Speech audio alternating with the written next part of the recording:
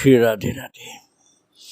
भक्तों, जीवन में वो बहुत ही महत्वपूर्ण दिन होता है जिस दिन कोई भजन करने का पक्का निश्चय कर लेता है और ये उसके साथ साथ भगवान के धाम के वास की भी बहुत तीव्र इच्छा उत्पन्न हो जाए कि मुझे भजन करना है और भगवत धाम में वास करना है, अर्थात श्री वृंदावन धाम में, श्री अयोध्या धाम में, ऐसे ही किसी भी प्रभु के किसी भी धाम में, तो वो विशेष संस्कारी जीव होगा, तभी ऐसी धारणा उसके मन में पैदा होती है।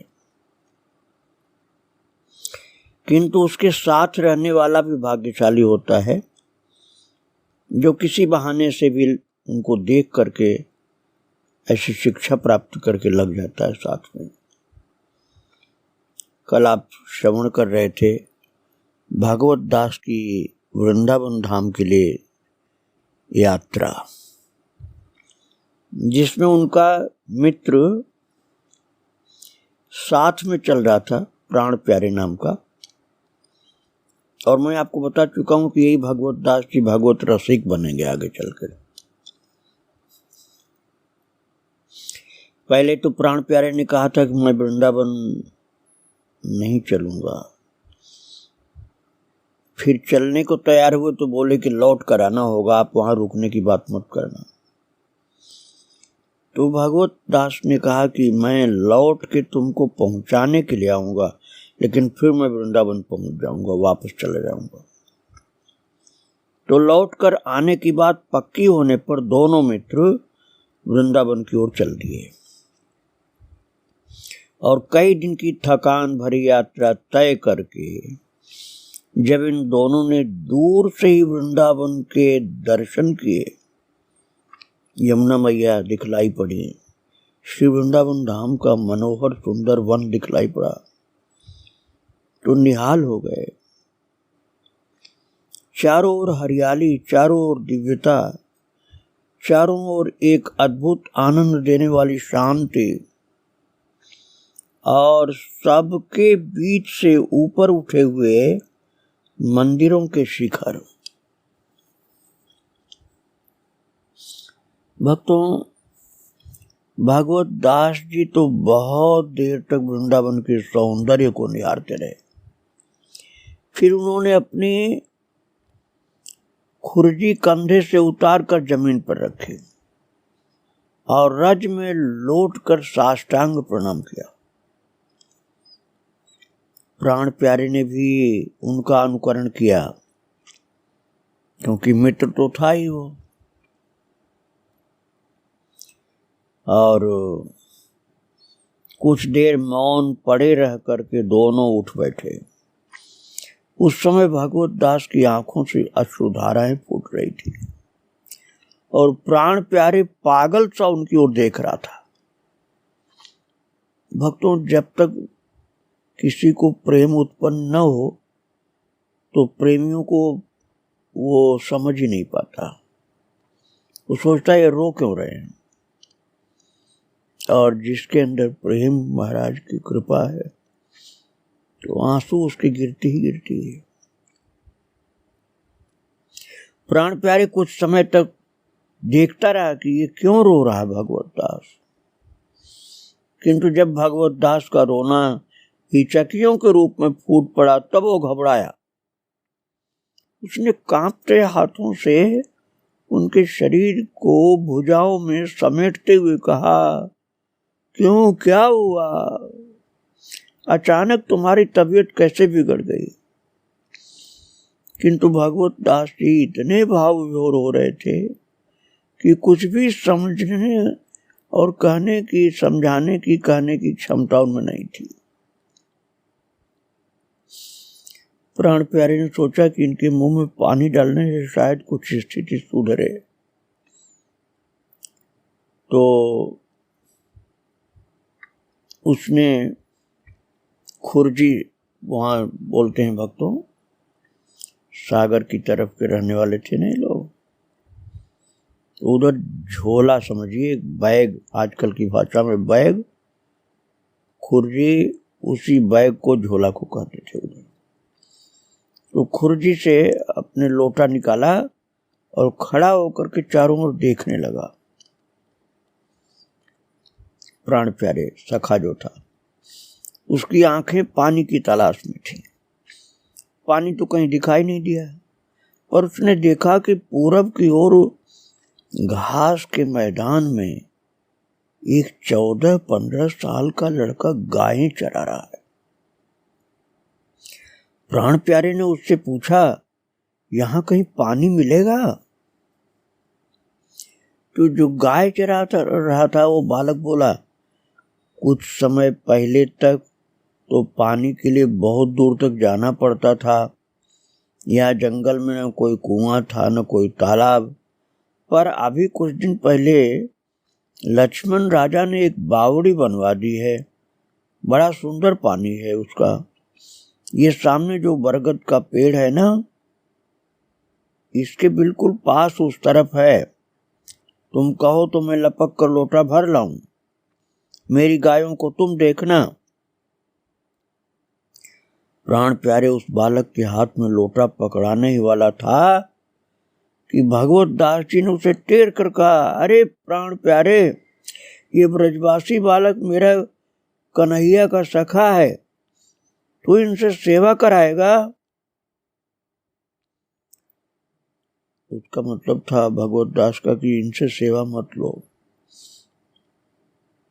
भगवत दास ने कहा, हम दोनों उधर ही चलते हैं, वहीं हाथ पैर धोएंगे, कुछ चना चबैना खाएंगे, पानी पिएंगे, थोड़ा विश्राम करेंगे, फिर गुरु महाराज के आवास का पता लगाएंगे। प्राण प्यारे ने देखा भगवत दास को कि अब भगवत दास रो नहीं रहा, अब शांत हो गया, तो आश्वस्त हुआ और बोला, मैं तो तुम्हारी हालत देखकर घबरा गया था, तुम्हारे लिए तो पानी मंगा रहा था। वृंदावन आते ही तुम्हारा जी कैसा बिगड़ गया। भगवत दास ने कहा कि मेरा जी बिगड़ गया? अरे भगवत दास हंसने लगे और बोले कि अरे भैया, मेरा जी तो आज जिंदगी में पहली बार सुधरा है, और तुम कह रहे हो मेरा जी बिगड़ गया। अरे वृंदावन की सीमा में प्रवेश करते ही मुझे ऐसा सुख हो रहा है जैसे मैं बहुत दिन बाहर भटकने पर अपने घर में आ गया हूं। चलो उस उधर जो बावड़ी बताया बालक ने, उधर चलते हैं। दोनों मित्र अपना सामान उठाकर नई बनी हुई बावड़ी पर पहुंचे और वहां मधुकरी मांग करके वृंदावन वास करने वाले 5-7 साधु वट वृक्ष के नीचे बिछी शिलाओं पर बैठे थे और कुछ सत्संग चर्चा कर रहे थे।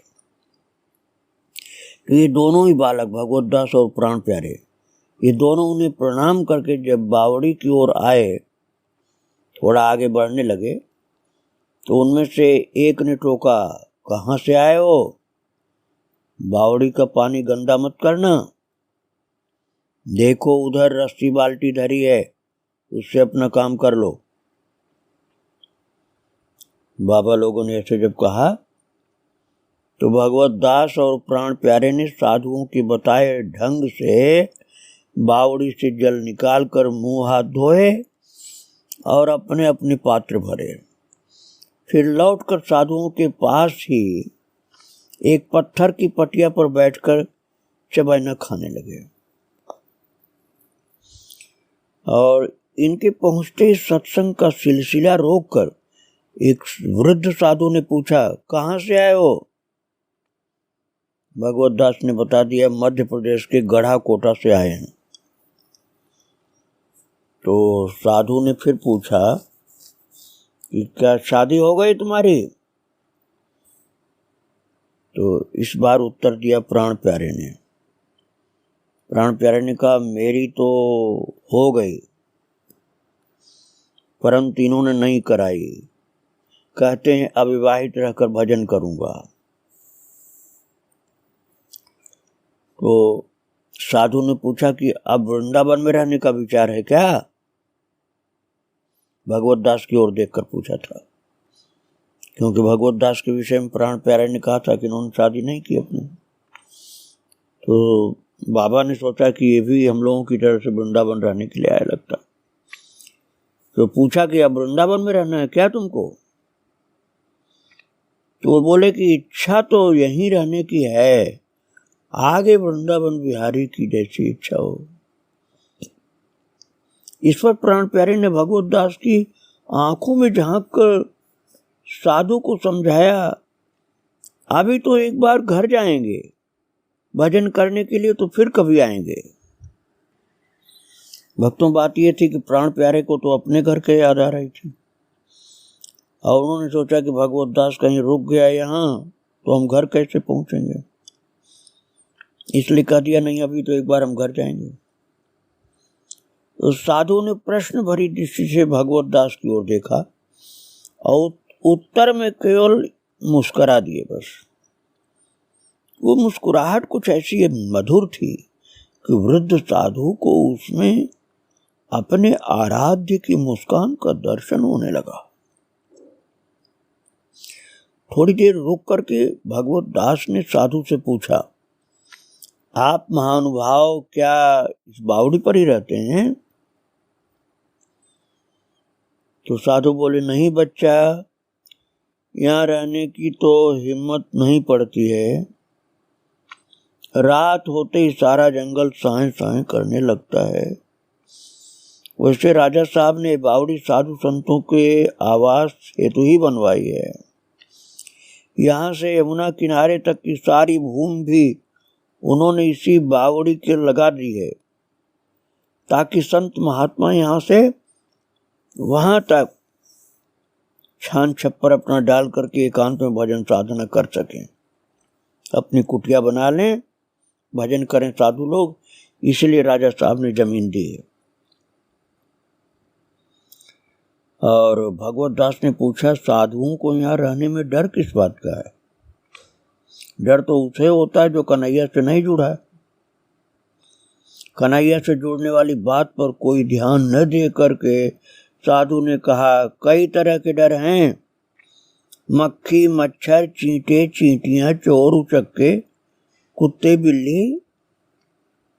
यहाँ आसपास में ही एक बावड़ी है। इसके अलावा, इस बावड़ी के अलावा एक बावड़ी और है, कुछ वर्ष पहले अहिल्याबाई जी ने बनवाई थी। अभी कुछ समय पहले एक आदमी घूमता फिरता वहां आकर टिक गया था, तो सवेरे उसकी लाश बावड़ी में तैरती मिली है। पता नहीं वो कैसे मर गया, पर लोगों में प्रचार हो गया कि वहां कोई भूत रहता है, उसने उसे मार डाला है। इस डर से वहां दिन में भी कोई नहीं जाता है। सब कहते हैं वहां भूतों का वास है।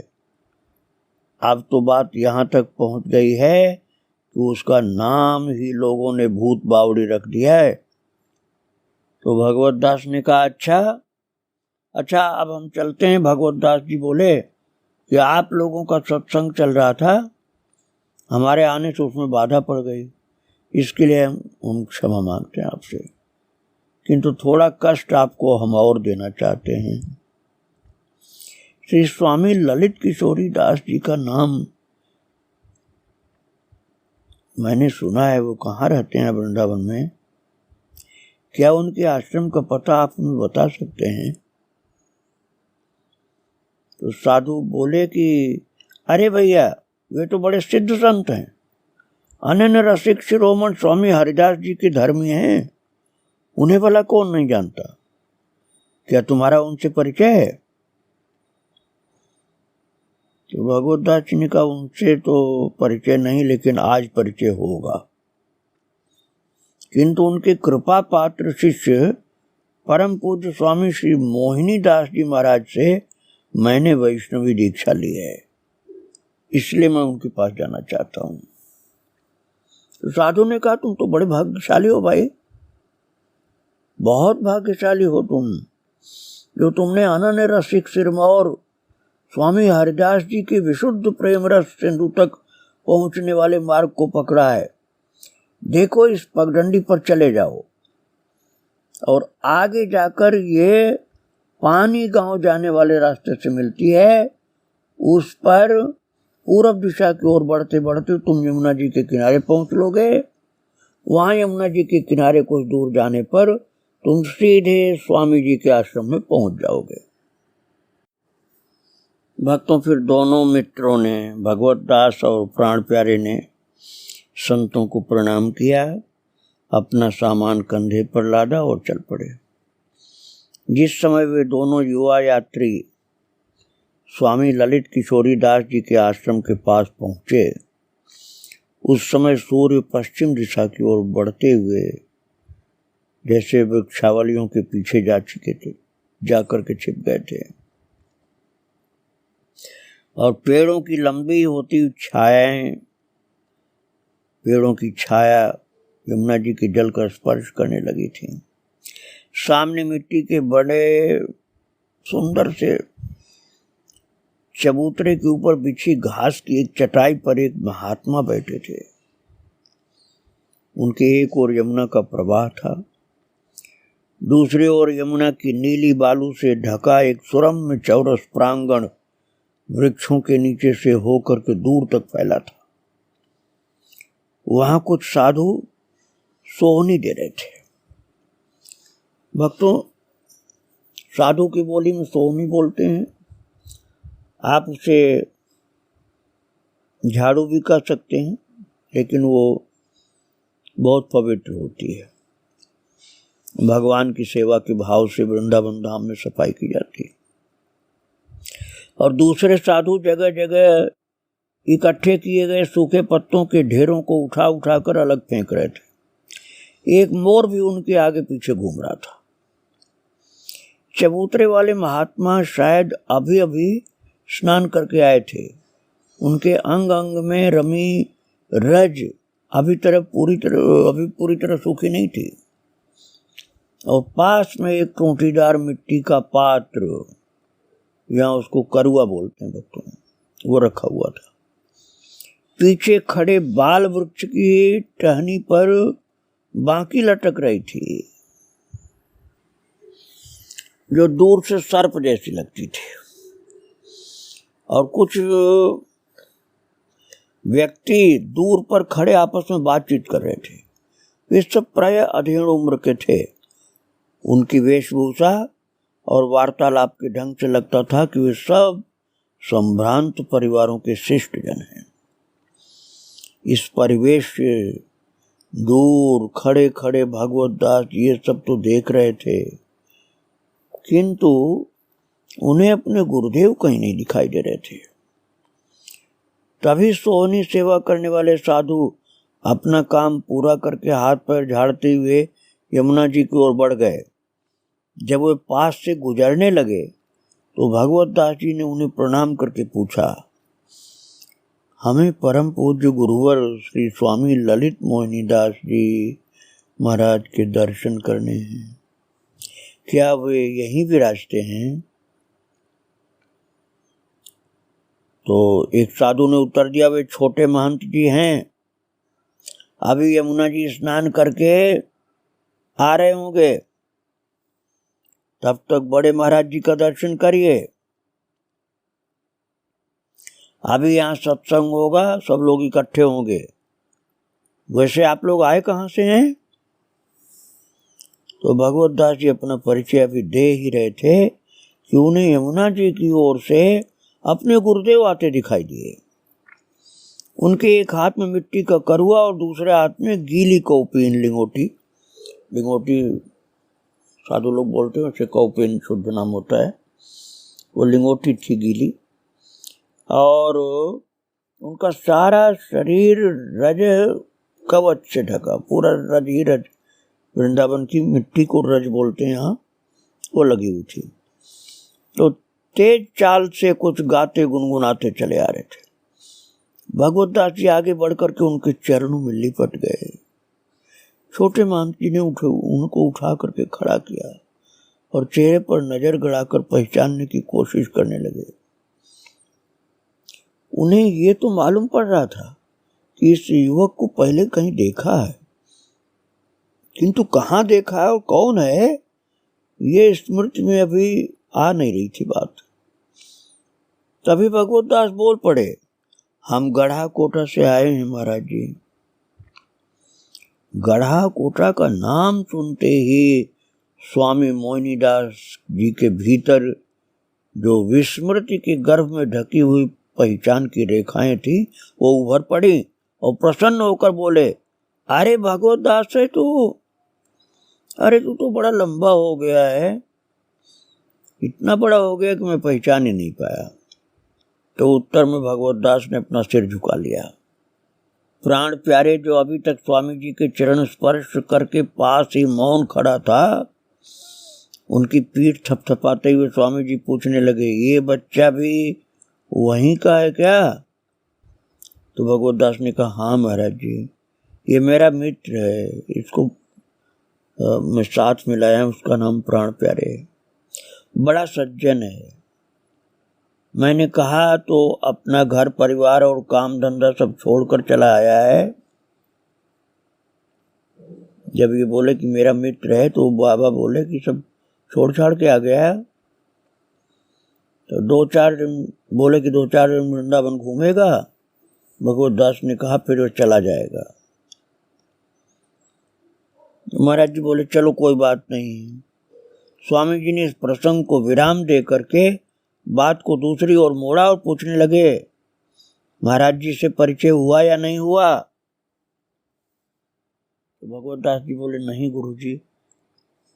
भगवत दास जी ने बताया, उनके सामने जाने की सोचते ही कुछ भय सा लगता है। तो वो बोले कि नहीं, कोई भय की बात नहीं भैया, अरे उनके चरणों में बैठने पर तो भय भाग जाता है। मोहिनीदास जी ने समझाया, अभी यहाँ सत्संग होगा, सत्संग सुनो, फिर और बातें होंगी।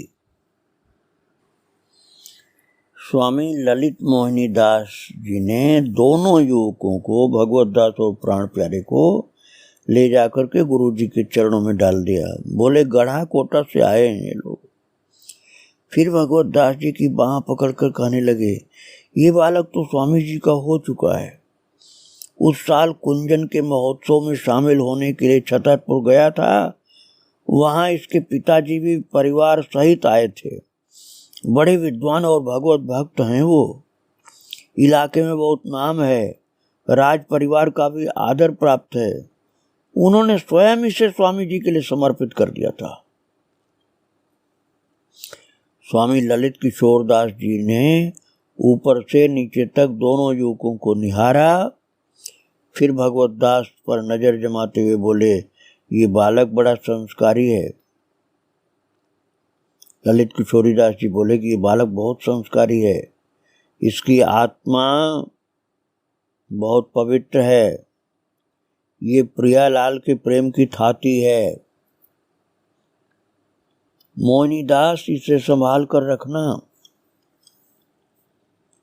ललित किशोरी दास जी बोले थे ये बात, जो महाराज जी थे, बड़े महाराज जी, वो बोले मोहिनीदास इसे संभाल कर रखना तुम।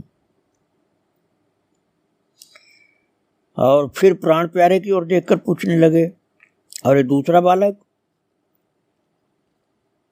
तो उन्होंने बताया कि दूसरा बालक भी वहीं पास का ही है। ललित मोहिनीदास ने कहा कि महाराज ये साथ में ही आया इसके। भगवत दास जी उसका विशेष परिचय देते हुए कहने लगे, मेरा मित्र है महाराज जी, ये प्राण प्यारे मेरा मित्र है। यहाँ वृंदावन में कोई व्यास बावड़ी है, वहाँ इसकी मौसी जी रहती हैं, उनसे भी मिल लेगा और वृंदावन भी घूम लेगा, मेरे साथ आया है इसीलिए। भक्तों, अब तक वे सभी आगंतुक गृहस्थ विरक्त जो कुछ देर पहले इधर उधर घूम रहे थे, पुलिन में आसीन हो चुके थे, उन पर निगाह डालकर स्वामी जी बोले, सत्संगी जमा हो गए हैं, हम तो उधर चलते हैं, तुम लोग चाहो तो सत्संग सुनो, चाहे घूमो फिरो। भक्तों, इस तरह से ये दोनों किशोर वय के बालक, भगवत रसिक जो भगवत दास हैं अभी, और ये प्राण प्यारे, ये दोनों श्री वृंदावन धाम में आ गए हैं और इन महान संतों के चरणों में बैठ गए हैं। आगे मैं इनका चरित्र फिर सुनाऊंगा। आज इनको प्रणाम करके ही विराम दे रहा हूँ। श्री राधे राधे, जय श्री राधे राधे।